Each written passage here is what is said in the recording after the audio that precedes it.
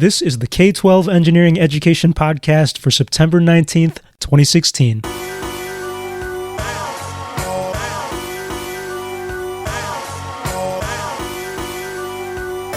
I'm Pius Wong, your host today. I'm in Austin, speaking with Connie Hu in San Francisco. Connie is the CEO and co-founder of ArcBotics, an educational robotics company. Previously, she advised top global nonprofit leaders on strategic planning and K12 STEM education at the Bridgespan Group. So Connie, welcome. Thank you for speaking to me over Skype today. Thank you so much for having me, Pius. This is great. So for those who don't know what your company is, what ArcBotics is, how would you describe it? I would say that the mission of our company is to create robots that are easy to use, that are affordable and open source. We want to make robotics learning as easy as possible. And so we have a line of kits as well as accessories to that end. Are those kits intended for a particular type of customer? For teachers, for kids, for parents? Yeah, so the end user we're really going for a STEM educator, so fourth grade through college level. After school programs, we're also teaching STEM, variety of educators there, parents who want to prepare their children. And also we're getting a lot of adults who are wanting to learn robotics and programming for the first time, but, maybe missed that train a decade ago because there weren't a lot of good resources out there, and they're teaching themselves with their robots as well. So. Oh, wow. So a lot of hobbyists. Yeah, definitely. Would you say that your most popular products are those kits then, and not necessarily it sounds like you also teach or you have services? So, they come very much together. So our two main robot kits are Hexy the Hexapod and Sparky the Easy Robot, and they're the two most popular by far, especially Sparky for schools. Why is that? Lots of reasons. But so for Sparky, we hear from our teachers that the main reason why they purchased is all the features, all of the sensors, because a lot of times they might pay for something and it sounds really cool at the beginning. But frankly, it just comes with 1 to 2 sensors, and then you run out of things to do after an hour with your students. And so they look at ours, and it comes with, over 25 sensors and actuators, a lot of different features. And also we provide 100 free lessons going from beginner to advanced across a spectrum of topics. So they feel like, okay, I don't have to invest a lot of time to create my own curriculum. You already give it to me.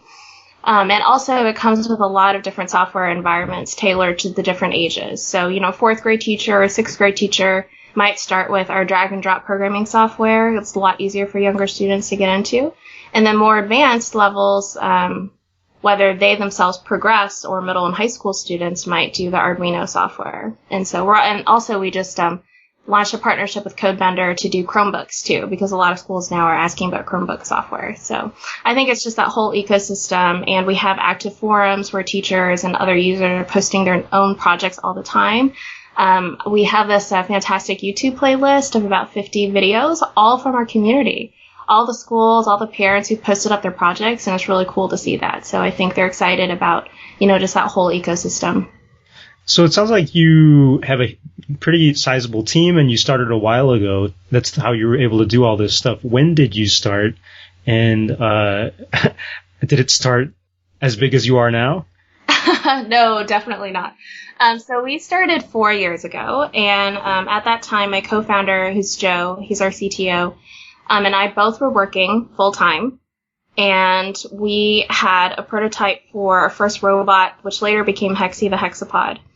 And we put it on Kickstarter because we weren't even sure if this idea of making robotics easy and affordable was actually popular. Just, at that time, this was before the whole hype curve for robotics for STEM occurred, and so we just weren't really sure. And so we put it on Kickstarter. Our initial goal for that was 50 units, $13,000. We ended up blowing past that on the first day, and by the end of the campaign had raised $170,000. And so Joe quit his job. I took a little bit more time because I also wanted to finish my projects that I was working on because I was working with clients too in STEM. But then I quit my job too, and then, started doing this full time. And, so we really heard from the customers that this was something that they wanted. And then we started working on our second product after Hexy the Hexapod was shipped. Sparky really grew very much out of what we heard from our first Kickstarter community. A lot of them, Hexy was designed specifically for the hobbyist market. It was designed for users 15 and above who already have some introduction to programming and are doing advanced programming and advanced robotics. But a lot of them, were parents who were like, I really, my kids watch me build Hexy, had a really great time, but do you have something for them because there really isn't anything out there? So we created Hexy, also did a Kickstarter. We raised $190,000 there. Wow. And, since then, it's been really explosive growth. We're now carried by over 25 distributors worldwide. We're in over 1,000 schools and used by some of the best universities like Stanford, also UT Austin used Sparky at one point, Purdue, yeah. Northwestern, MIT. So it's been really great to see. So Kickstarter was pretty pivotal in starting ArcBotics, wasn't it? Absolutely. I mean, for hardware companies, access to capital, right, is the first big question. Also, you want to do something that is validated by your market because there's a lot of inventory costs up front, a lot of R&D. You have to purchase a lot of special equipment. Like for us, we had to get a huge laser cutter in order to prototype Hexy, and that is not, cheap. And then 3D printers. Now there's a lot of options, but back then, there were only a couple of really good options to do it, and that's very expensive. So, before you invest all of that research and money, you want to see if it's something that people want. So it was definitely very pivotal. I can tell by what you're saying, someone in your team has business experience, market validation, and all that stuff. Did you come from that world of raising capital and knowing how to run a business? Yeah, so that would be me. Yeah, so before this, I worked at a consulting firm called the Bridgespan Group, and they do strategic planning and business planning for nonprofit foundations and philanthropists.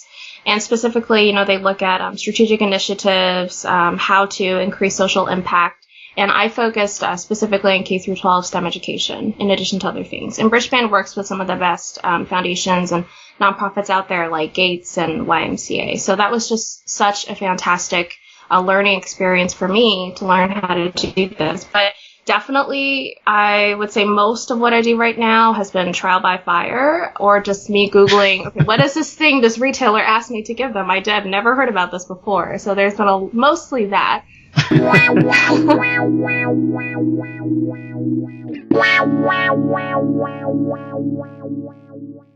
So what makes ArcBotics unique?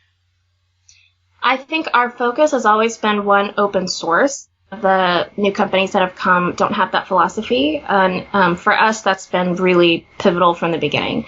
And in fact, we had to walk away from a lot of investors who were interested in our company because of that open source aspect. We didn't want to budge on that. So that's the big one, I would say. The second one is making sure that we have excellent documentation and full tutorials. There's also a lot of products out there that might have some cool features, but then there isn't any documentation or especially lessons for teachers, so it's not ready to use in the classrooms. And also we've seen a lot of products that didn't start out for education but have since pivoted to that. They started out as a really cool consumer gadget and transitioned to STEM when they maybe saturated that market and or weren't successful in that market, and then later just sort of put up a new landing page and said, now we're STEM. And so there's been a lot of that as well. So that brings up several questions, actually. One is, I'm wondering who writes those educational lessons. Do you have teachers on your team? Yeah, so we've worked with different teachers over the years to create the full set. People who specifically focus on teaching STEM. And we ourselves, too, also wrote some of them with our experience. More of Joe doing that because Joe, who's our CTO, had a lot of experience teaching STEM and Arduino. So prior to ArcBotics, he used to teach like intro to Arduino classes at a makerspace out in Boston, which is actually where we started originally. And so, so working with a whole bunch of people as well as ourselves. Yeah, that's great because what I hear a lot from other business people like yourself and teachers is that there's oftentimes not communication between the two. And so lessons that a business might write might not be in the best condition. Yeah, exactly. We're really focused on actually creating good educational outcomes, social impact, not just, more units. Throwing stuff out there. People we might see, yeah. So why is that open source movement important to you? We just believe that if you buy a product, you own it. And you should own it for life, and you should be able to do anything you want with it. And seeing some of the projects that, let's say, parents or educators have done with our products have been some of the most fun things to see. Like, for example, the University of Boulder, Colorado. There's a professor there, Professor Correll, who had his students create a telepresence robot with Sparky. And they, took down the head and strapped on a smartphone, created their own software, and had the smartphone, they could visualize what the Sparky was seeing as it was going through. And so it's just really cool for us to see things like that. We don't want to limit what people can do. And also it facilitates a lot more learning if our community can talk to each other, which is definitely what they do on their forums. And originally, I know we're jumping around here, but I wanted to ask you, why was robotics education even important to you guys in the first place? What prompted the Kickstarter? I guess that question depends on how far back we want to go, when we were 5 or when we were... Well, let's start with the simple answer, maybe like right before you started the Kickstarter. And then I'll ask you about the childhood questions. Yeah. It's like, no, I was born in now. So for both of us, we came from different places with that. So for me, my research and my work that I did at Bridgespan really showed me that, one, this is a very important issue, and two, there are some fantastic providers out there, especially on the nonprofit side, who are trying to fulfill that gap in STEM education. But when you look at the kinds of technical products that are out there, especially in hardware, they're not designed for teachers with that in mind from the beginning. And there were only just a few big companies out there doing it at that time. It was like Lego and Parallax, Pololu, but there weren't... Arduino was already very popular at that time. Robotics was starting to get popular. There wasn't any Arduino-based open source robots. And so for me, it was seeing that gap. And for Joe, he's loved robots his whole life and wasn't sure exactly how to make that more of a reality. So he had been tinkering on the side from his job with Hexy the Hexapod and had developed it, but wasn't sure how this would turn into a product or a company, especially an education-based one. So it was a really good partnership. So it sounds like for Joe, he did have that childhood drive to STEM education in the first place. Yeah, so it's interesting. Like, both of us professionally have very different backgrounds, but where our interests stem from as a child is very similar. So both of us were super nerds. Like, super, super nerds growing up. But both of us were fairly limited by how far self-teaching could go because of our geographies or what was available to us in our schools. Like, for me, I loved math, I loved genetics, I loved programming as a kid, but I grew up in Kansas. I went to an excellent public school. It was really great, but it just didn't have a lot of resources, and I capped out very early with what I could do. Like, for example, I started testing out of math classes when I was in 5th grade, but by 10th grade, I ran out of classes to take.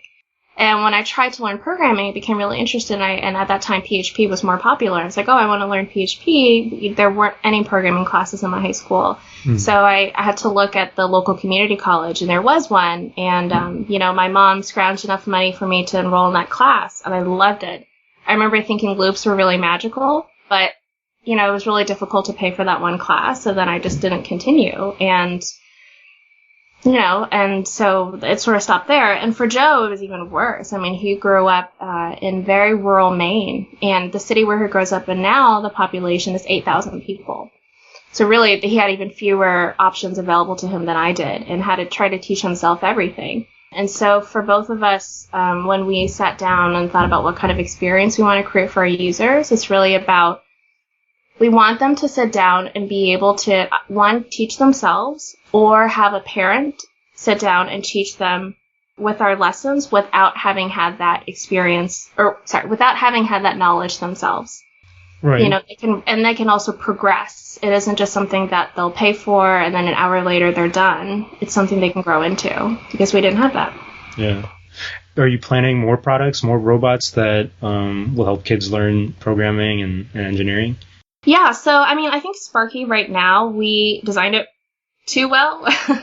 So we just have such a range of lessons there. So our focus for Sparky is to expand the curriculum and expand the software available for it. We're not thinking about doing a different Sparky per se, because there's really no need. We just see this as an excellent product, and there's so much to do there.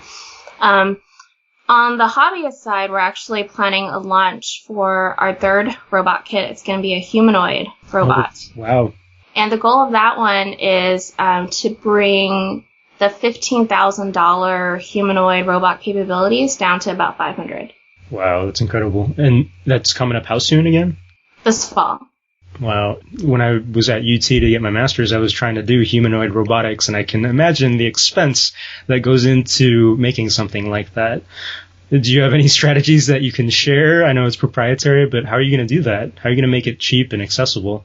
Well, that's something that is our specialty, like basically taking very popular platforms out there, rebuilding it from the ground up, using a lot of design for manufacturing techniques, and also open sourcing it also to do that. I mean, it's just basically what we've been doing from the beginning. For us, it's not too difficult now, only because we've already, like, for example, we already have all our 3D printers. We already have a lot of the machinery that we need for that because we invested, so it's not too difficult. It takes time to get right. Yeah, definitely. We've been working on it now for almost 2 years. Yeah. I guess along those lines, what are some of the biggest challenges you've faced in bringing this company up or getting your products used? I think two big things. One, I mentioned earlier, is the access to capital part. And so after our Kickstarter launch, we had a lot of investor interest, of course, from seeing that crazy growth. And also, we nailed a lot of retail partnerships early on, and so a lot of investors were interested in that. And we thought, okay, yeah, this is very expensive to do as a hardware company. How do you fund the next production batch? How do you do R&D for all these things? But when we talked to investors, they didn't like the fact that we were open source, and we were not going to budge on that. They didn't like the fact that we gave away all of our curriculum for free. They didn't like that either because, curriculum is something that is often charged for very expensively. And we didn't believe in that. So we had to walk away from all that. So I think that was really hard for us at the beginning to make that choice. And so we just had to be really creative. We went to Kickstarter a second time. We moved to Shenzhen for a year and a half. Wow. Also for manufacturing and supply chain, but also definitely to save on the cost of living here. Sure. Because we were in Boston, right? And so that was a fraction of the cost in Shenzhen. But, we had some fantastic retail partners who worked with us early on and, really believed in what we were doing. So had some great payment terms. So just being really scrappy and being very focused. I think there are a lot of other people who are really into the open source movement too. And if they are an entrepreneur similarly trying to get capital, do you have any tips for convincing people of the value of that? Are there tips that you can share? Well, so we didn't take investment. Oh, wow. Okay. Yeah, so only Kickstarter. Exactly. So I'm not sure if I'm a good example of that because we never took investment, because Sure. we couldn't find the alignment in the mission. But there's such a wide variety of investors out there. I would say that, maybe look beyond. Look for an angel who really aligns with your interests first. Don't worry too much about things like the exit. Just really focus on creating the good product and having someone who believes in what you're doing. We've had other people, friends of ours, that we've seen be successful with that route. But for us, it just wasn't the right thing. We wanted to do things in a very specific way because that's what we heard from our community. That's also what we personally believed in. And yeah, it's worked out. So. Yeah, no, that's great. So that second challenge that you faced, what was that? So I would say letting more people know about us because a lot of our competitors who are a lot more well-funded are taking out expensive ads across every single channel, and they're letting people know just by sort of spamming with all these different ads. And for us, it's a lot harder because we're a small startup. And so figuring out, how we can get the word out, because a lot of times teachers aren't even able to compare our product next to our competitors because they don't know. And so for us, we rely very heavily on word of mouth and very strong referrals from our existing community. And our existing community also is very active on social media. They're tweeting, they're posting Facebook photos, they're putting up YouTube videos of all their projects. So that's been really great. But I would say that that's definitely a big challenge when you decide to go this route and stay, true to what you want to do. But everyone else is competing with giant marketing budgets.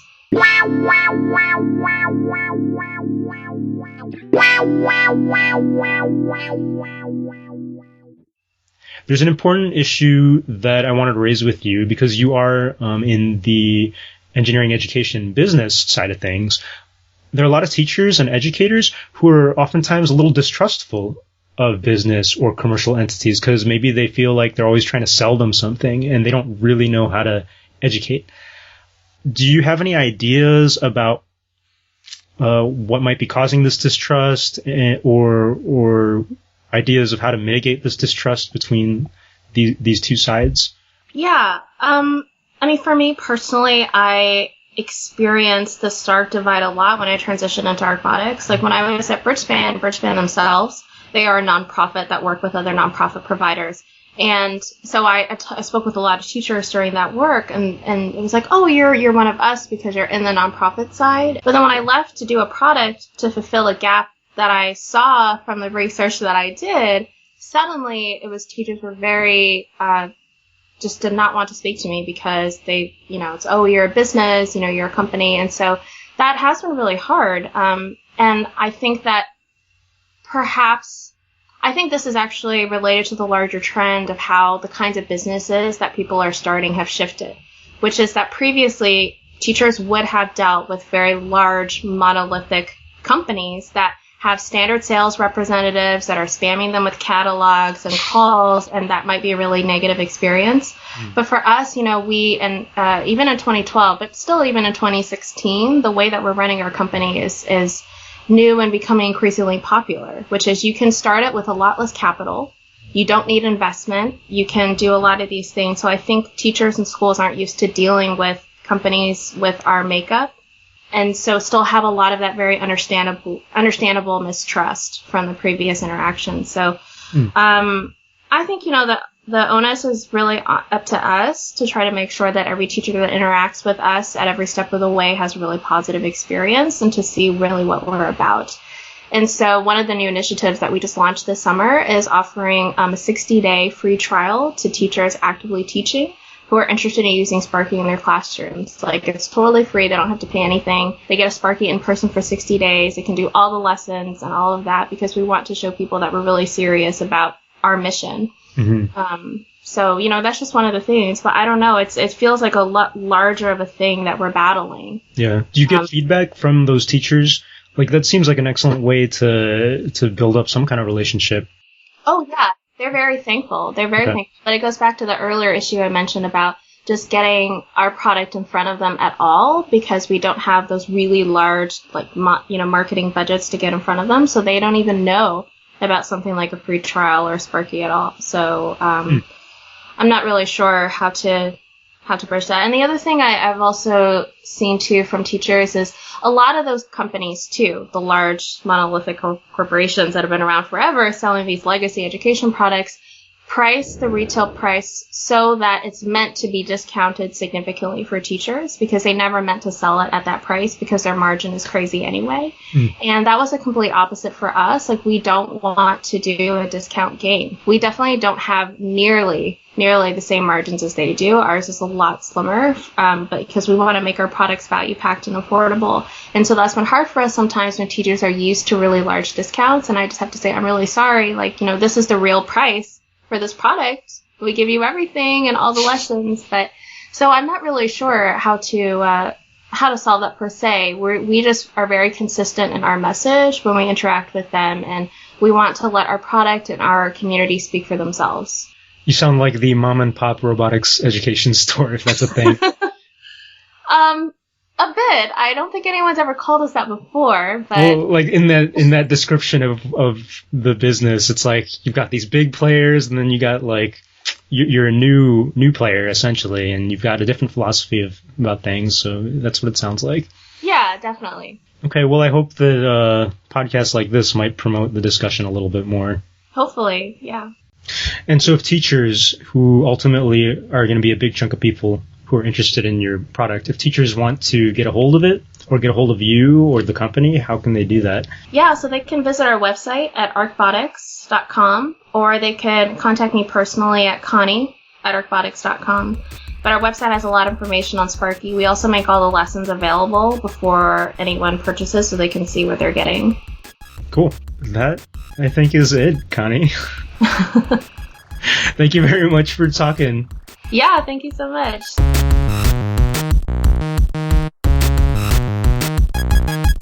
As always, you can find the links to some of the items we mentioned today in the show notes or on the website k12engineering.net. If you liked this episode, please help me out by rating and reviewing the show on iTunes or sending me a message about your thoughts. You can also post your thoughts on Reddit in the new Engineering Education subreddit. Until next time, take care. The views expressed in this podcast are our own, and they are not necessarily the opinions of any schools, companies, or other groups with which we might be connected. Our theme music comes from School Zone by the Honorable Sleaze, and our closing music is from Late for School by Bleep Tour. Both are used under Creative Commons Attribution licenses.